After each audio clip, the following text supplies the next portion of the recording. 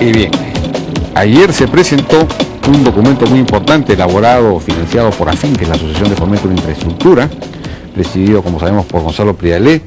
Es decir, el sector privado, en buena cuenta, ha propuesto un Plan Nacional de Infraestructura 2012-2021. No sé si tenemos ahí, a ver, Plan Nacional de Infraestructura 2012-2021, un documento bastante grueso, un aporte del sector privado a la planificación nacional que, como sabemos, pues está muy venida a menos.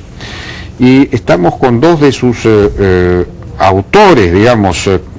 Estamos con el señor Roberto Urrunaga, que es de la Universidad del Pacífico. La Universidad del Pacífico es uno de los que ha elaborado este documento, y Sergio Bravo de ESAN. Buenas noches, ¿cómo están? ¿Cómo les va? ¿Qué tal? Buenas noches, Jaime. Bueno, rápidamente para comenzar, veo que ahora la brecha es de 88 mil millones de dólares prácticamente. Antes hablábamos de 40, 45 mil millones, ¿no es cierto? O sea que la brecha ha subido, eso es una especie de cosa agotadora, porque el infinito cada vez es más lejana, más la meta. Pero hay una brecha horizontal y vertical, dicen ustedes. Es decir, horizontal en relación a otros países. Correcto. Y vertical en relación a nosotros mismos y a nuestras propias capacidades. O sea que estamos mal, no solo en relación a otros países similares, sino a nuestras propias posibilidades. ¿Cómo es eso? Correcto. Lo que pasa es de que, como se ha venido estudiando la brecha en los años anteriores, y un poco para hacer la comparación con las cifras anteriores, era más la brecha horizontal. Es decir, se escogía una muestra de países, básicamente latinoamericanos, y se decía qué tan lejos estamos de ellos en una serie de indicadores de infraestructura. Esta vez, nosotros hemos optado, al menos por el lado de la Universidad del Pacífico, hemos optado por trabajar más la brecha vertical, que significa mirar cuál es el crecimiento que va a ocurrir en la economía en los próximos 10 años y en función de ese crecimiento qué infraestructura se requiere. Ya. Pero no solo eso, pues si solamente fuera eso mantendríamos de alguna manera los malos niveles actuales que tenemos en infraestructura, que han venido mejorando pero que siguen siendo todavía bastante pobres comparados con otros países. Entonces le hemos agregado también lo que hemos llamado impulsadores de demanda, que en esencia son cómo hacemos para en el corto, mediano y largo plazo acercarnos a estos países, ya no solamente los latinoamericanos, sino incluso algunos países asiáticos. Eso nos lleva a la cifra de 33 mil millones de dólares para el caso de los sectores de saneamiento, infraestructura hidráulica y telecomunicaciones, y sumado a la cifra que luego nos va a contar Sergio Bravo, que ha estimado ESAN, nos lleva a los 88 mil, pero que no deben ser comparados con los 40 mil, digamos, de hace 5 años, porque primero, incluye algunos sectores que no estaban considerados en aquella época, como por ejemplo infraestructura hidráulica. Entonces hay que restar unos 10 mil millones de dólares ahí, y luego hay que tomar en cuenta que esto es hecho para 10 años. El estudio de la vez pasada fue hecho para 5 años. Ya. Entonces, de alguna manera, uno ya empieza a comparar cifras más. Aquí, en los sectores que ustedes manejaron, veo que telecomunicaciones es de lejos el que tiene la brecha más grande, 19 mil millones de dólares. Banda ancha, por ejemplo, 11 mil, casi 12 mil millones de dólares. Correcto. Y esto está en manos de empresas privadas. Cosa que me llama la atención, ¿por qué una brecha tan grande, sabiendo que en realidad ha habido un avance muy grande también en esos sectores? La inversión en telecomunicaciones ha sido muy alta, y sin embargo tenemos una brecha así que debió ser más alta todavía, o debería ser más grande. Claro, lo que pasa es de que, sin lugar a dudas, uno ha visto el sector, no solamente la empresa dominante, sino también las empresas competidoras que han entrado, sin lugar a dudas han dinamizado el sector, ¿no es cierto? Uno ve, por ejemplo, hoy día la penetración de telefonía móvil principalmente, pero también fija, y se ha incrementado significativamente respecto a lo que teníamos antes con la empresa pública.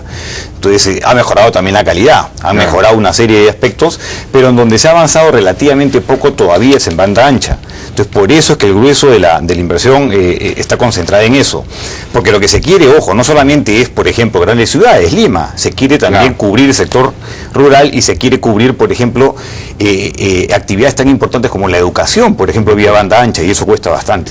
En el tema de una cosa que me llamó la atención de su presentación, de la parte hecha por ESAN, es que señala que energía es el único sector en donde hay un cierto planeamiento, una cierta planificación institucionalizada, gracias al COES, que en realidad es un comité de empresas generadoras, ¿no es cierto? Es una cosa privada o público-privada. Entonces, ¿cuál es el mensaje ahí? O sea, lo que pasa es que en el sector eléctrico, que es el más institucionalizado de lejos dentro de los demás sectores, se generó a través de las normas un comité de operación económica del sistema que agrupa no solamente generadores, también distribuidores, usuarios libres, o sea, todos los actores distribuidores del sector eléctrico, que nombran un comité, un directorio que a su vez tiene una organización a cual han encargado la planificación eléctrica, digamos el Plan Nacional de Transmisión, que ve 10 años adelante, 2017-2022, y hace análisis de planificación, con lo cual resulta que ya uno puede tener identificados claramente los proyectos que tiene que acometer a los niveles de tensión, la línea de transmisión. Pero ese plan es vinculante, digamos, el Ministerio de Energía y Minas realmente lo sigue. Es vinculante, ¿sí? Porque por norma es vinculante. ¿Eso es generalizable a otros sectores con la participación de todos los actores privados y públicos? Debería ser, o sea, una de las ideas es recoger esa enseñanza, porque, por ejemplo, el plan al 2017, que ya determina el COES y lo aprueba finalmente el Ministerio, es de obligación hacerlo, ¿no? Otra cosa, aquí recomiendan 8 redes de concesiones de carreteras en 8 redes, ¿no? A lo largo de la longitudinal de la sierra. Interesante, porque ya no tenemos tiempo, lamentablemente. Quizás muy brevemente, en 2 frases, ¿qué recomendaciones habría que hacer para, digamos, cerrar esta brecha, para avanzar más rápidamente en infraestructura? Retomar agresivamente las APPs, ¿no? Las asociaciones público-privadas. La participación privada es indispensable en esto y tienen que ser acompañados por el sector público, porque naturalmente gran parte de la infraestructura no es rentable desde el punto de vista privado, sino social. Por lo tanto, el cofinanciamiento público es fundamental, pero hay que trabajar entonces vía APPs, porque eso garantiza procesos o concursos públicos para garantizar elegir al mejor operador y garantiza la firma de contratos de largo plazo que... Pero ¿por qué es que no estamos... ¿qué pasa? Digamos, el propio sector público no tiene la capacidad de generar más APPs, no tiene capacidad de negociar, de definir los proyectos. ¿Qué pasa? Bueno, falta, en realidad, y por eso un poco esta publicación, falta ese Plan Nacional de Infraestructura. Eso es una tarea pendiente que no ha hecho el sector público, ¿no? A largo plazo. ¿Quién debe hacerlo? ¿Ese plan?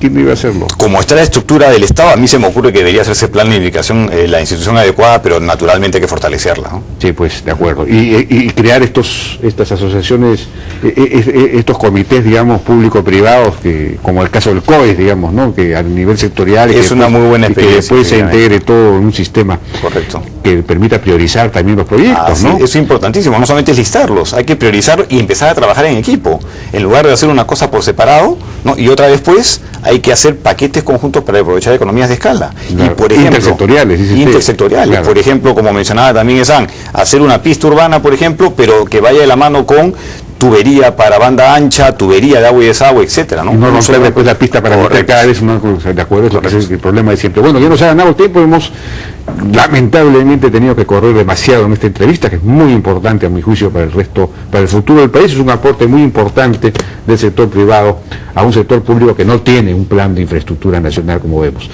Damos una pausa y regresamos.